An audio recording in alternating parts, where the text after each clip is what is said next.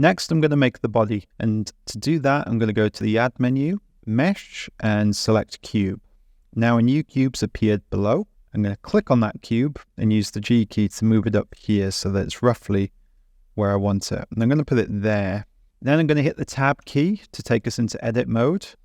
And I'm going to select the vertex points to change the height and width of the body until it's the way I want it. You'll notice that when you press the G key to move these around, you're not getting the ones that are behind at the back.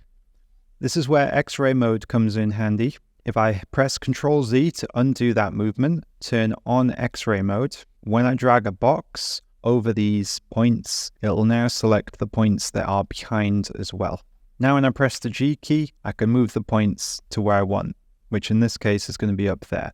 I'm going to press the Z key so that they only move up and down, and then I'm going to use the arrow keys just to finish that off. If I can't see well enough, I'm going to press the full stop key to focus in, so that I can see exactly what I'm doing. Now hit the Enter key to confirm that action. I'm now going to drag a box over all of my points and just use the G key and the arrows to move that right where I want it, which is about there. Hit the Enter key to confirm and the Home key to zoom back out again. That's my character's body complete.